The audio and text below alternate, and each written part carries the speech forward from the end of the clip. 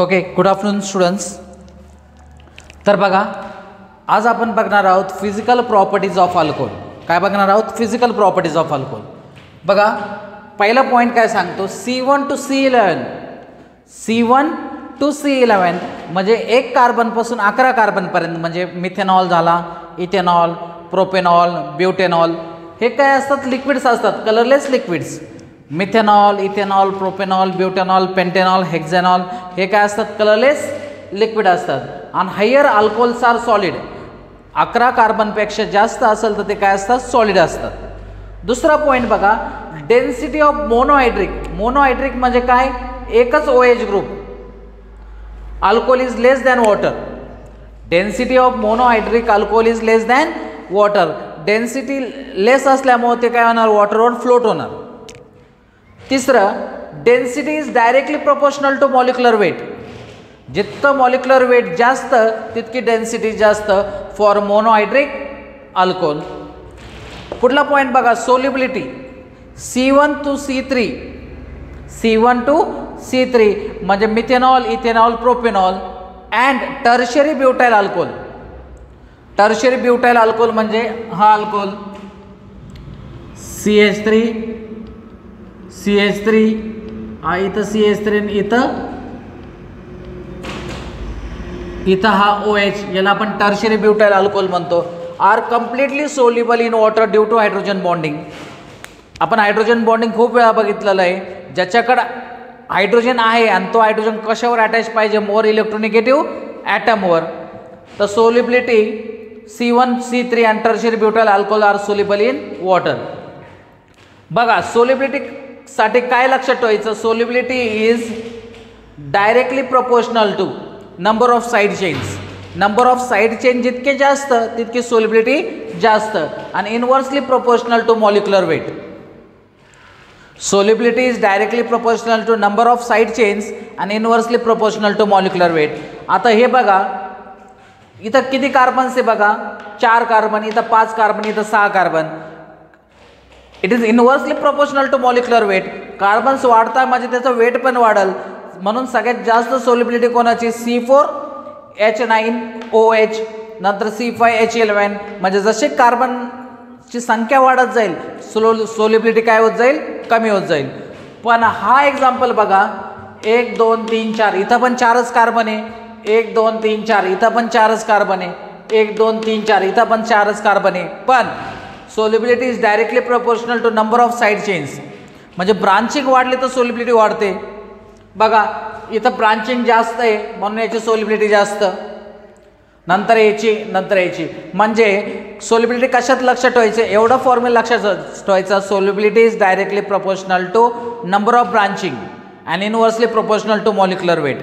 जर सारखेच कार्बन असेल तर आपण ज्याच्याकडे जास्त ब्रांचिंग असते त्याची सोल्युबिलिटी काय असते? जास्त असते. आणि सारखे कार्बन नसेल तर ज्याच्याकडे कार्बन्स कमी आहे म्हणजे वेट कमी आहे त्याची सोल्युबिलिटी जास्त असते.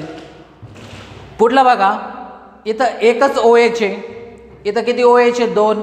तिथं किती OH आहे? 3. म्हणजे हा मोनोहायड्रिक अल्कोहोल आहे. हा डायहायड्रिक अल्कोहोल आहे, तो ट्रायहायड्रिक अल्कोहोल आहे.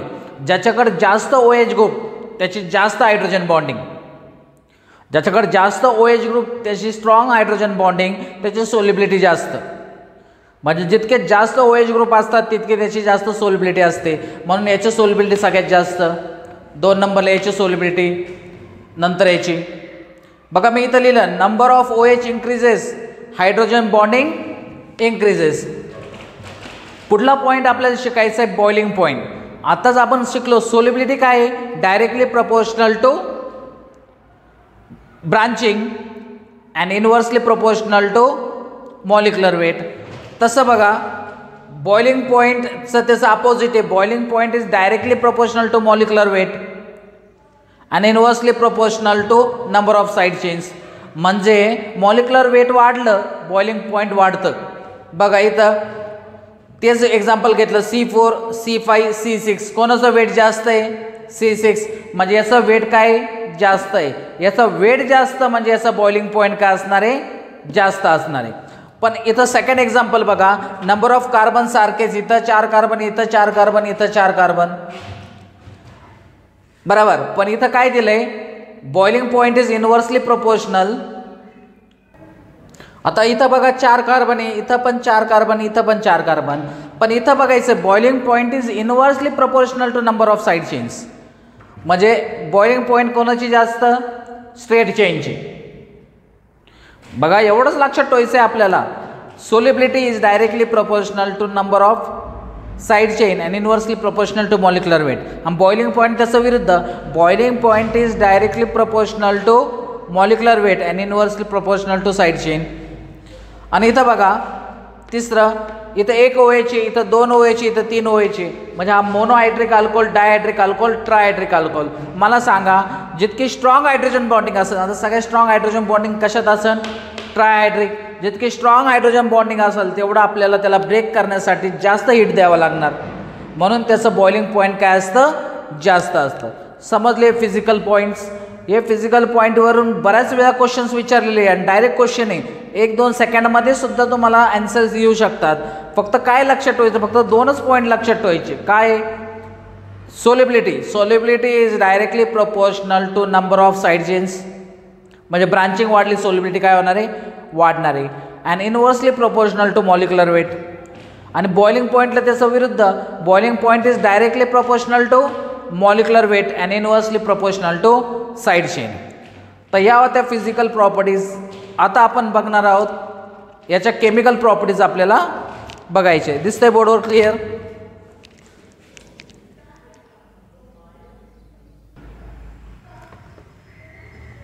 तर चला हे 2 क्वेश्चन्स बघूया आपण.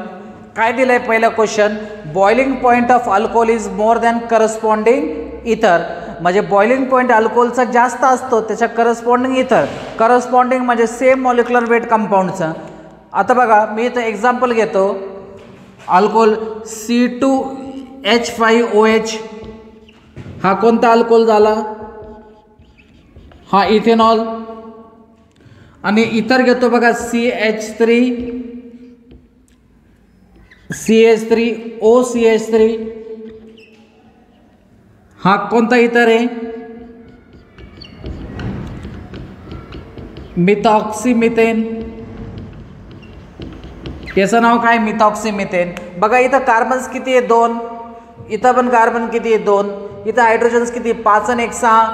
इथं 3 आणि 3 6 हायड्रोजन्स. इथं 1 ऑक्सिजन, इथं 1 ऑक्सिजन. म्हणजे अल्कोहोल आणि इतर हे एकामेकाचे आयसोमर आहे. बघा त्यांचा फॉर्म्युला तर सेम आहे, फक्त त्यांचे फंक्शनल ग्रुप काय वेगळे. हे एकामेकाचे फंक्शनल आयसोमर आहे. जर कधी क्वेश्चन आला the isomer of alcohol is a functional isomer of alcohol is, तर तुम्ही लगेच टिक करायचं इथर. इथर हा त्याचा फंक्शनल आयसोमर आहे. मग बॉइलिंग पॉईंट अल्कोहोलचं जास्त का, इतरचं जास्त का नाही? बघा हा जो अल्कोहोल आहे बघा C2H5OH, इथं हायड्रोजन बॉन्डिंग पॉसिबल आहे. इथं इंटरमॉलिक्युलर हायड्रोजन बॉन्डिंग पॉसिबल आहे. आता इंटरमॉलिक्युलर हायड्रोजन बॉन्डिंग म्हणजे काय? 2 वेगळ्या मॉलिक्युलमध्ये बॉन्डिंग, 2 वेगळ्या मॉलिक्युलमध्ये हायड्रोजन बॉन्डिंग होते. आता हायड्रोजन बॉन्डिंगची कंडिशन काय आहे? हायड्रोजन बॉन्डिंगची कंडिशन आहे का तिथं हायड्रोजन पाहिजे, पण तो हायड्रोजन अशा ॲटमवर पाहिजे का तो जास्त इलेक्ट्रोनिगेटिव्ह आहे.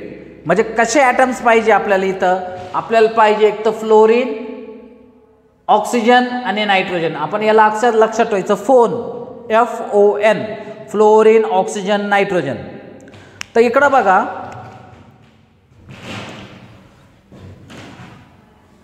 C2H5OH बघा हायड्रोजन कुठं अटॅच आहे? ऑक्सिजनला. मी याचं स्ट्रक्चर असं लिहितो बघा. हा ऑक्सिजन कुठं अटॅच आहे? सॉरी हायड्रोजन कुठं अटॅच आहे? ऑक्सिजनला. मग असे किती का मॉलिक्युल्स असतील?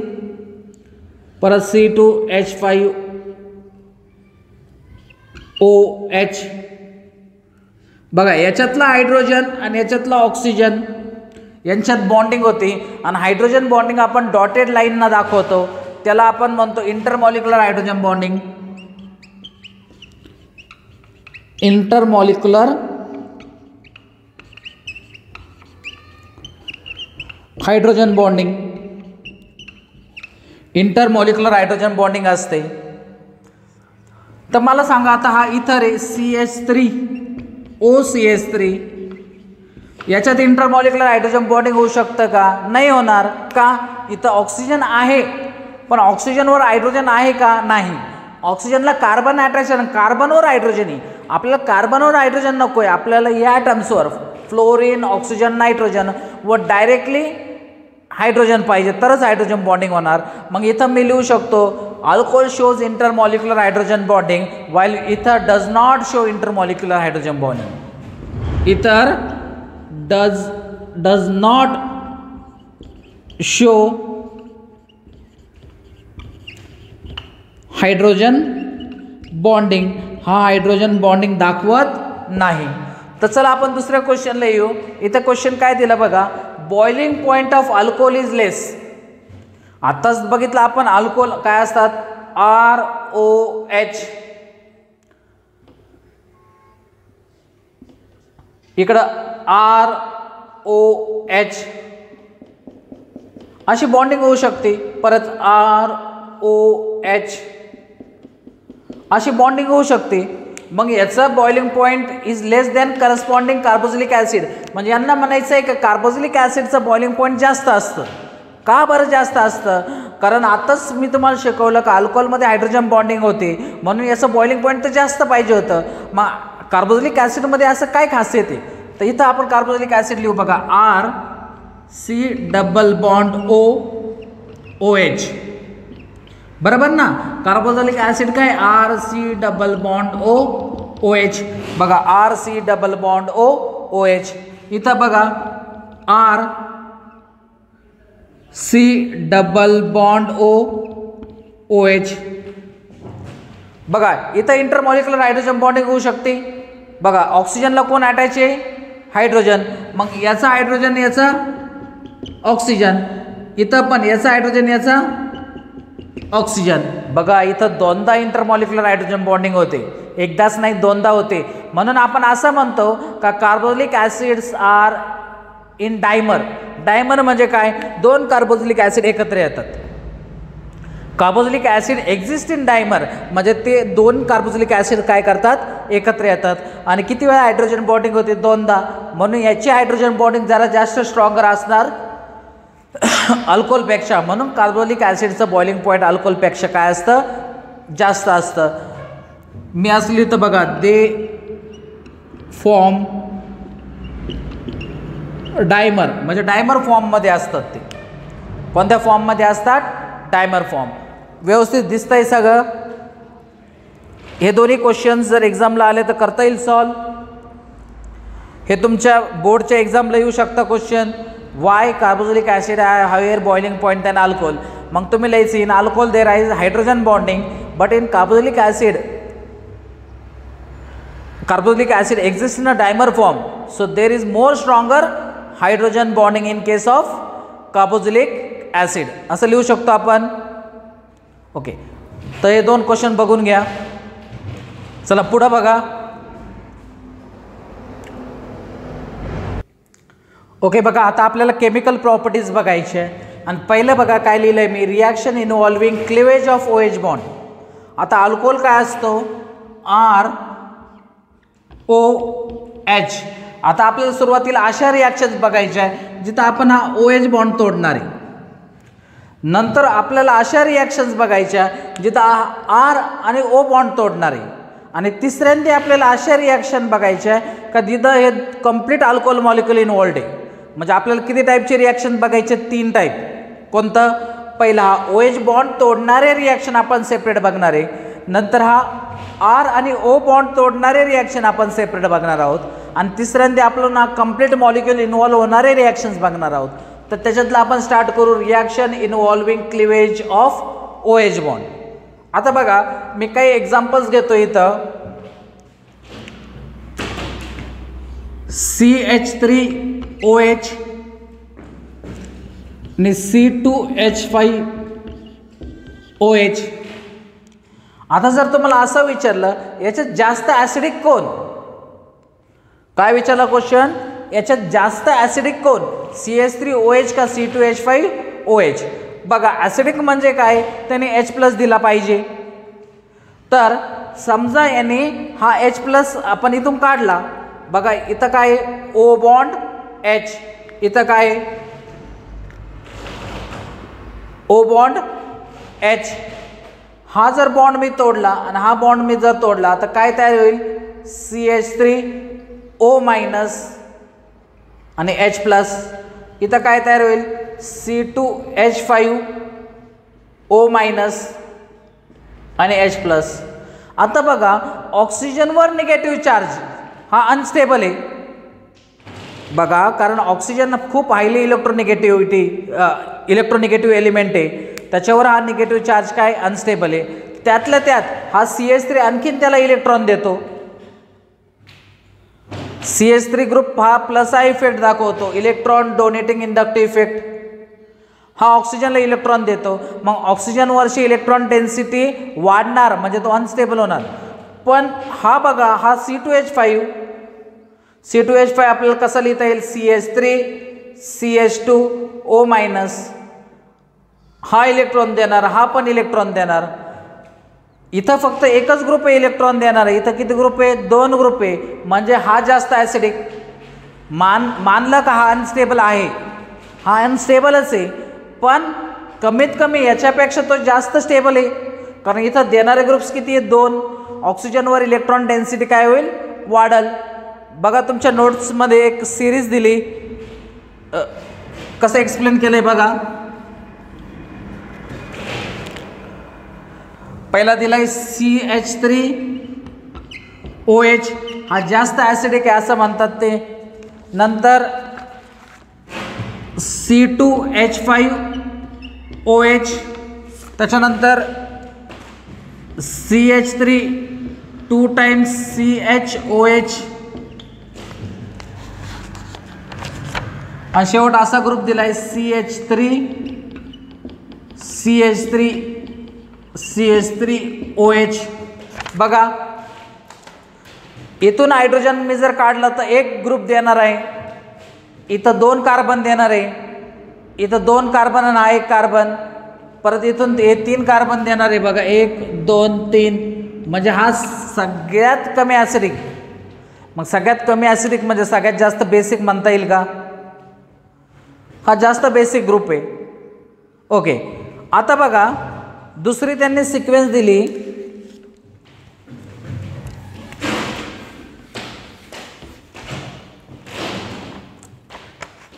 Acidic nature. आणि त्या ॲसिडिक नेचरमध्ये काय दिलं आहे त्यांनी? H2O, ROH, CH triple bond CH आणि अमोनिया. आणि वॉटरला त्यांनी काय म्हणलं? जास्त ॲसिडिक म्हणलंय. वॉटरला काय म्हटलं? जास्त ॲसिडिक. का वॉटरला जास्त ॲसिडिक म्हटलं? इकडे लक्ष द्या. ROH, इथून जर मी हायड्रोजन काढला तर ऑक्सिजनवर काय? निगेटिव्ह. आणि ऑक्सिजनवर निगेटिव्ह काय? अनस्टेबल आहे. मग हा काय करतो? R ग्रुप आणखी त्या ऑक्सिजनला इलेक्ट्रॉन देतो. मग हा जर आपण वॉटरमध्ये टाकला HOH, हा ऑक्सिजनवर खूप सारे इलेक्ट्रॉन्स येतात, मग ऑक्सिजन लगेच हा हायड्रोजन घेणार. बघा ऑक्सिजनकडे ऑलरेडी इलेक्ट्रॉन्स आहे, म्हणून हा फक्त हायड्रोजन घेणार. या दोन्ही इलेक्ट्रॉन इथं जाणार, म्हणजे इथं काय तयार झालं? ROH, आणि हा काय झाला? OH minus. म्हणजे याने H प्लस दिला, म्हणजे हा काय ॲड झाला? As a acid. याने H प्लस घेतला, म्हणजे हा काय झाला? त्याचा बेस. आता बघा याच्यात आणि याच्यात काय रिलेशन आहे? इथं ऑक्सिजन काय करतो? हा हायड्रोजन घेतो, मग याला आपण काय म्हणत असतो? याला आपण म्हणत असतो कॉन्जुगेटेड बेस, आणि याला कॉन्जुगेटेड ॲसिड. बघा हे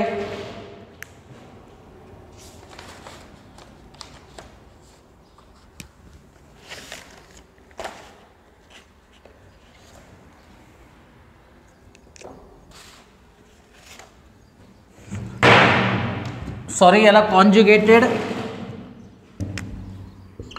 ॲसिड, आणि हा काय झाला? त्याचा कॉन्जुगेटेड बेस. हा जर ॲसिड असेल तर त्याने H प्लस दिल्यानंतर जे काही उरतं त्याला आपण कॉन्जुगेटेड बेस म्हणतो. हा जर बेस असेल त्याने H प्लस घेतल्यानंतर तो काय होतो कॉन्जुगेटेड ॲसिड. एवढंच लक्षात ठेवा तुम्ही का वॉटर काय करतो H प्लस देतो, अल्कोहोलपेक्षा वॉटर H प्लस इझिली देतो म्हणून तो त्याच्यापेक्षा जास्त ॲसिडिक. आता बघा आपल्याला reaction involve cleavage of OH मध्ये पहिली रिॲक्शन बघायची रिॲक्शन विथ ॲक्टिव्ह मेटल्स. पहिली रिॲक्शन बघायची reaction with active metals. Metals कोणतं घ्यायचे आपल्याला सोडियम, पोटॅशियम, ॲल्युमिनियम. बघा मी पहिली जनरल रिॲक्शन देतो ROH. मी जर इथं सोडियम टाकला याच्यात, हा H काय आहे +1, सोडियम काय आहे +1. आपण काय करू त्यांना फक्त रिप्लेस करू तर काय तयार होतं RONA, O negative Na positive आणि बाहेर काय केलं हायड्रोजन. पण तुम्हाला माहीत पाहिजे हायड्रोजन हा डायॲटॉमिक असतो. तर डायॲटॉमिक असतं तर आपल्याला काय करावं लागेल इथं 2 लिहावं लागणार आहे. 2 लिहायचं म्हणजे आपल्याला 2 हायड्रोजन पाहिजे म्हणजे स्टार्टिंग किती वेळा घ्यावं लागणार 2दा, हा 2दा आणि हा पण 2दा. म्हणजे कोणता गॅस बाहेर गेला हायड्रोजन गॅस बाहेर गेला याचा अर्थ तो ॲसिडिक आहे. बघा इथं एक्झाम्पल देतो आता मी C2H5OH. आता आपण इथं पोटॅशियम मेटल टाकू. सोडियम हा +1 असतो आणि पोटॅशियम पण +1 असतो म्हणजे सारखीच रिॲक्शन होणार. K जाणार Hच्या जागेवर, H जाणार Kच्या जागेवर. मग काय तयार होणार C2H5OK, O - K प्लस हा हायड्रोजन बाहेर जाणार H. पण हायड्रोजन डायॲटॉमिक पाहिजे म्हणजे H2 पाहिजे म्हणजे स्टार्टिंग किती वेळा घ्यायचं आपल्याला 2 टाइम्स, हा पण 2 टाइम्स आणि हा पण 2 टाइम्स. समजला. म्हणजे सोडियम आणि पोटॅशियमची रिॲक्शन सारखीच असणार कारण सोडियम पण +1 आहे आणि पोटॅशियम पण +1 आहे. पण आता पुढली रिॲक्शन बघा जर आपण हीच रिॲक्शन ॲल्युमिनियम संग केली तर काय होणार आहे C2H5OH. इथं मी जर ॲल्युमिनियम टाकलं आता प्रॉब्लेम काय ॲल्युमिनियम किती प्लस आहे 3+, हायड्रोजन किती प्लस आहे +1. म्हणजे मला जर एक ॲल्युमिनियम हायड्रोजनच्या जागेवर टाकायचं आहे तर 3 हायड्रोजन पाहिजे कारण आपल्याला +3 पाहिजे ना. ॲल्युमिनियम हा +3 आहे, हायड्रोजन किती आहे +1. म्हणजे मला जर हायड्रोजनच्या जागेवर जर ॲल्युमिनियम टाकायचं असेल तर मला इथं 3 हायड्रोजन आणावं लागतील. मग मी स्टार्टिंग काय करतो 3 टाईम लिहितो. मग काय तयार होईल C2H5O 3 टाइम्स Al. कारण बघा C2H5O हा -1 आहे आणि Al काय +3 आहे. फॉर्म्युलामध्ये आपण काय करतो नंबर एक्सचेंज करतो. 3 इथं येणार अलग नाही ब्रॅकेटमध्ये 3 आणि Al तिथं. तर आता इथं हायड्रोजन्स किती बाहेर जाणार 3 हायड्रोजन.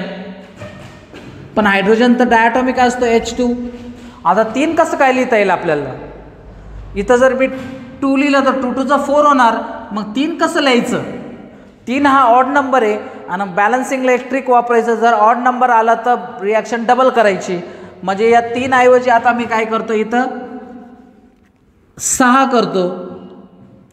मग 6 हायड्रोजन असेल तर आपल्याला इथं किती लिहिता येईल 3 2 जा 6. पण आता हायड्रोजन्स किती असणार सॉरी हा ग्रुप किती वेळा असणार C2H5O 6 वेळेस. ऑलरेडी इथं 3दा आहे तर मी इथं 2 लिहिलं तर किती वेळेस होणार हा 6. म्हणजे ॲल्युमिनियम पण 2दा तर इथं 2. बघा रिॲक्शन बॅलन्स्ड आहे का. निश्चितच रिॲक्शन काय आहे बॅलन्स्ड आहे. तर समजली रिॲक्शन विथ ॲक्टिव्ह मेटल्स. आपल्याला दुसरी रिॲक्शन शिकायची आहे.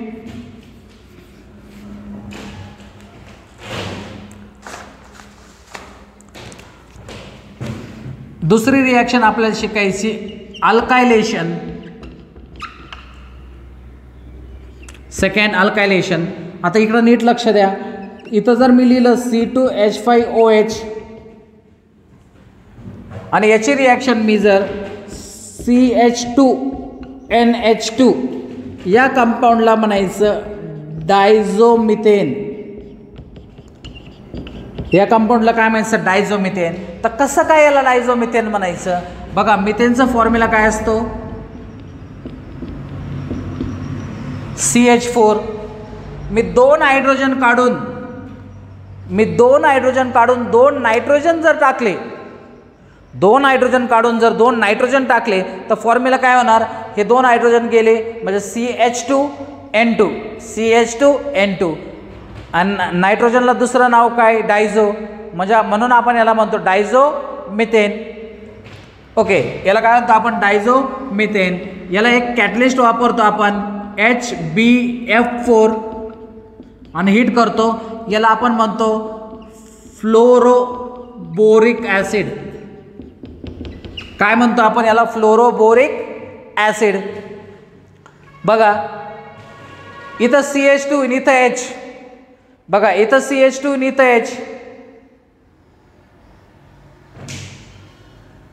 इथं CH2 आणि इथं H, काय तयार होणार, CH3 आणि N2 गॅस उडून जाणार म्हणजे काय तयार होणार, C2H5O आणि इथं CH3 आणि N2 गॅस बाहेर जाणार म्हणजे काय तयार झालं, इथर. काय तयार झालं, इथर.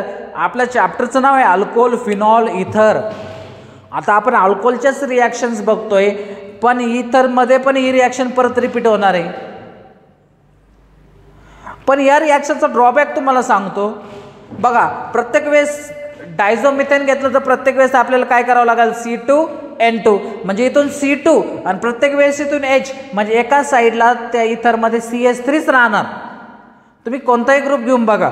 बघा मी जर असं घेतलं CH3OH किंवा इथं घेतो मी C3H7OH प्रोपेनॉल, तर मी इथं परत जर घेतलं CH2N2 तर CH2 हा H काय झाला, CH3, परत HbF4, तर इथं काय तयार होणार, C3H7O आणि बघा या साईडला कायमच काय येणार, CH3च येणार.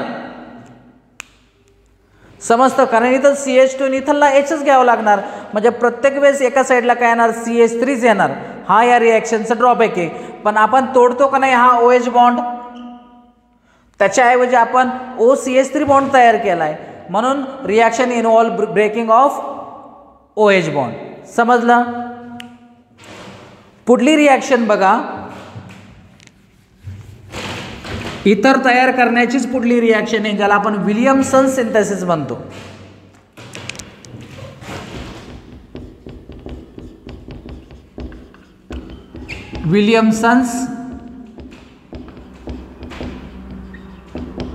Williamson synthesis. आपण इथरमध्ये पण ही रिॲक्शन बघणार आहोत, पण इथं आपण वरवर ही रिॲक्शन बघू. इथरमध्ये आपण त्याचं डिटेल मेकॅनिझम बघू. आता ज्या वेळेस नेम्ड रिॲक्शन असतात त्यावेळेस विशेष लक्ष द्यायचं, कारण नेम्ड रिॲक्शनवर एक्झाममध्ये डायरेक्ट क्वेश्चन असतो. तर विलियमसन सिंथेसिस म्हणजे त्याने आपण तयार काय करणार आहे, आपण तयार करणार आहे इथर. तर अल्कोहोलमध्ये का बरं ही रिॲक्शन शिकायची, कारण इथं अल्कोहोल इन्व्हॉल्ड असतो. आता बघा मी एक अल्कोहोल घेतो ROH आणि इथं मी टाकतो सोडियम मेटल. तर आत्ताच ही रिॲक्शन बघितली ती सोडियम मेटल संग, तर काय होतं, Na जाईल Hच्या जागेवर, H जाईल Na जागेवर, तर काय तयार होईल, RONA प्लस H. पण H काय असतो, ॲटॉमिक असतो, मग स्टार्टिंग 2 टाइम्स, हा 2 टाइम्स, हा पण 2 टाइम्स आणि काय झाला H2. तर हा काय तयार झाला, सोडियम अल्कॉक्साइड याला म्हणतो आपण, सोडियम अल्कॉक्साइड. सोडियम अल्कॉक्साइड. इथं जर CH3 असतं तर मी म्हणलो असतो सोडियम मिथॉक्साइड. इथं Rच्या जागेवर C2H5 असतं तर मी म्हणलो असतो सोडियम इथॉक्साइड. CH3 असतं तर सोडियम मिथॉक्साइड, CH3 असतं तर सोडियम मिथॉक्साइड, C2H5 असतं तर सोडियम इथॉक्साइड. तर काय तयार झालं, RONA. तर मी बघा इथं काय लिहितो, RONA प्लस एक अल्किल हॅलाइड जर घेतला R आणि Cl, Na आणि इथून Cl बाहेर जाईल, बघा, एक सोडियम अल्कोऑक्साईड घेतला आणि एक अल्किल हॅलाइड घेतला. हॅलोजन डेरिव्हेटिव्हमध्ये तुम्ही अल्किल हॅलाइड बघितला असाल, मिथाइल क्लोराईड, इथाइल क्लोराईड असा RCl जर घेतला तर काय तयार होईल बघा, या NaCl संग जाईल, मग तयार झाला ROR इथर, आणि Na कशा संग जाईल, Cl संग. समजलं, म्हणजे एक इतर प्रिपेअर होतं. मग ही रिॲक्शन इथं का घेतली, कारण अल्कोहोलचा तुम्हाला दिसतो हा OH बॉन्ड आपण ब्रेक करतोय. विलियमसन सिंथेसिस आपण हॅलोजन डेरिव्हेटिव्हमध्ये पण बघितली होती, आणि पुढं पण आपण इथरमध्ये ही विलियमसन सिंथेसिस शिकणार आहे. ओके, पुढली रिॲक्शन बघा, असायलेशन.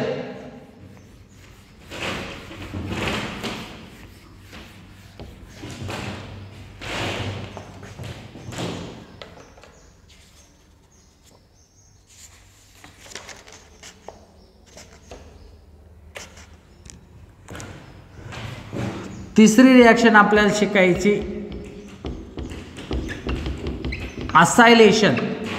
असाइल ग्रुप कोणता असतो, RC डबल बॉन्ड हा ग्रुप असाइल असतो. याला कोणता ग्रुप म्हणायचं, असाइल. तर बघा, ROH अल्कोहोल, मग तुम्ही असाइल ग्रुप घ्या,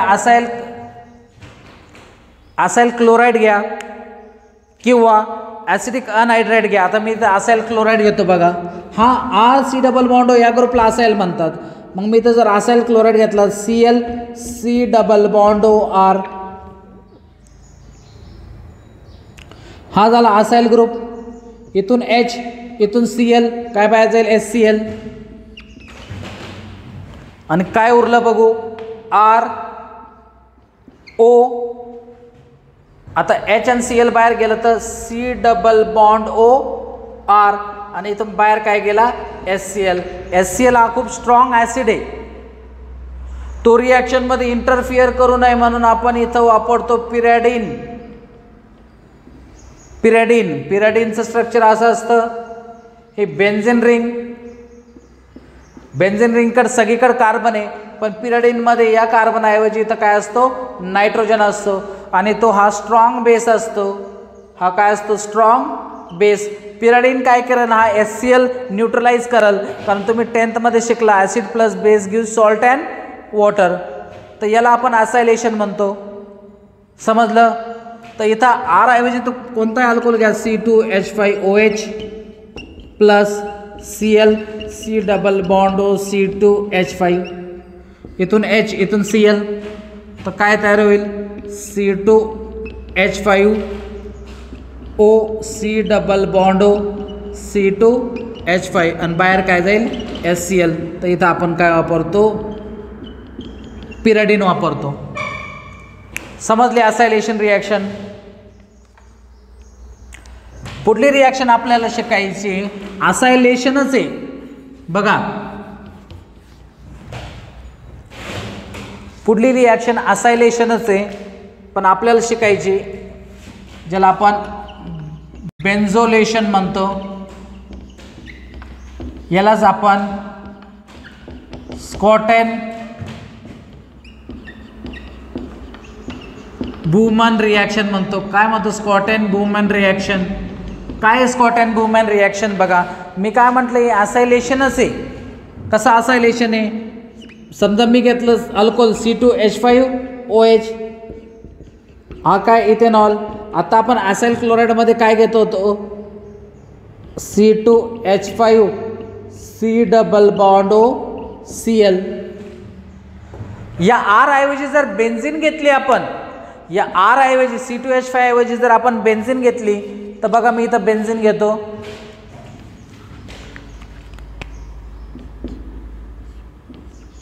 ही झाली बेन्झिन रिंग, आणि इथं C double bond O Cl, इथून H आणि इथून Cl. म्हणजे असायलेशन सारखीच रिॲक्शन आहे, बघून घ्या. तर काय तयार होईल, C2H5O C double bond O, आणि ही बेन्झिन रिंग प्लस HCl बाहेर. इथं पण वापरा तुम्ही पिरॅडिन. तर बघा हा ग्रुप कोणता आहे, RC डबल बॉन्ड OR. हा काय ईस्टर आहे. फक्त बेन्झिन घेतल्यामुळे याचं स्पेशल नाव आहे benzoylation, Scott and Baumann reaction. Scott and Baumann या सायंटिस्टचं नाव आहे, त्याच्यावर ही रिॲक्शन आहे. असायलेशन आणि बेन्झोलेशन सारखीच रिॲक्शन आहे, फक्त असायलेशनमध्ये आर हा अल्काइल ग्रुप घेतला जातो आणि बेन्झोलेशनमध्ये बेन्झिन घेतली जाते. अशी समजलं?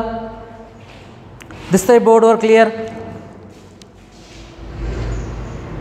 ओके.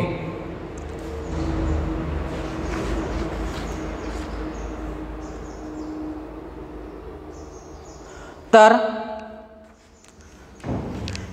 इथं आपण लेक्चर स्टॉप करू. हेच लेक्चर आपण पुढल्या वेळेस कंटिन्यू करू.